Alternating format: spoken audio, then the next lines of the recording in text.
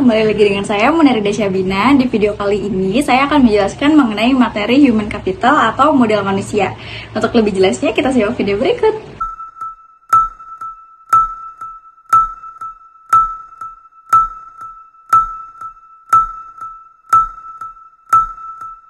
Okay, let's go.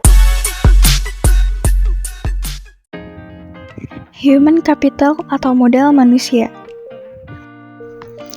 Arti dan pentingnya human capital.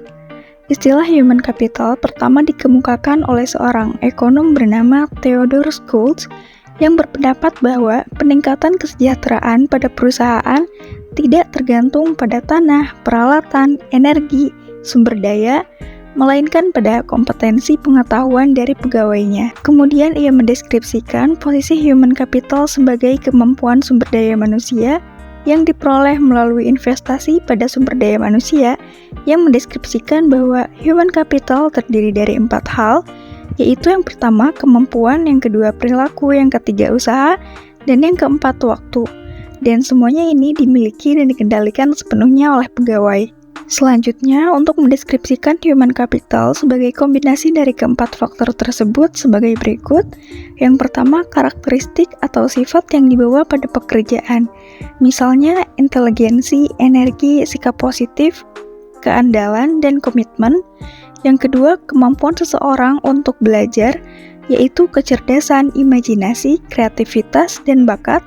Dan yang ketiga, motivasi untuk berbagi informasi dan pengetahuan, yaitu semangat tim dan orientasi tujuan. Peran human capital. Human capital memiliki 2 peran. Yang pertama, sebagai kunci keunggulan organisasi.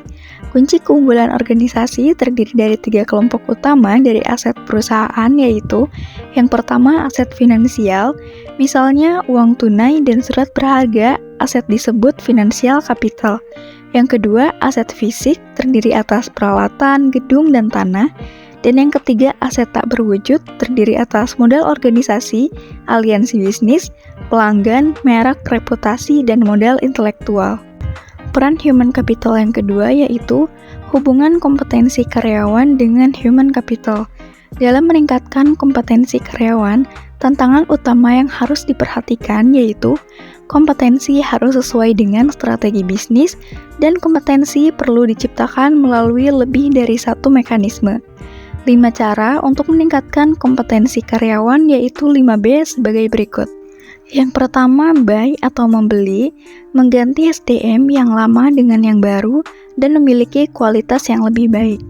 Yang kedua, build atau membangun, investasi dilakukan terhadap SDM untuk meningkatkan kualitasnya menjadi lebih baik. Yang ketiga, borrow atau meminjam, penggunaan konsultan atau partner efektif memungkinkan berbagai pengetahuan dan desain kerja baru. Yang keempat, bounce atau melambung, pengetahuan harus mengeluarkan karyawan yang bekerja di bawah standar. Dan yang kelima, bind atau mengikat karyawan jangan keluar merupakan tindakan kritis pada semua tingkatan. Transformasi peran divisi SDM. Model konseptual yang dikemukakan oleh Ulrich menggambarkan bahwa transformasi divisi peran SDM yang didasarkan pada 2 dimensi utama, yaitu dimensi operasional dan dimensi strategik. Dari 2 dimensi ini, muncul 4 peran SDM, yakni strategic partner, administrative expert, employee champion, dan change agent. Yang pertama ada strategic partner, yaitu Departemen SDM harus mampu menjadi partner bagi manajer lini dan manajer lainnya dalam mengeksekusi strategi dan membangun merealisasikan perencanaan. Yang kedua, administrative expert, membantu tercapainya efisiensi administratif dan memastikan bahwa kos dapat dikurangi dan kualitas tetap terjaga secara kontinu. Yang ketiga, employee champion, Departemen SDM harus dapat menunjukkan komitmennya terhadap manajemen dan pada waktu yang sama berusaha meningkatkan kontribusi karyawan lebih besar. Dan yang terakhir, change agent. Departemen SDM harus dapat menjadi agen perubahan yang kontinu, membangun proses-proses dan kultur secara bersama, meningkatkan kapasitas organisasi untuk lebih baik.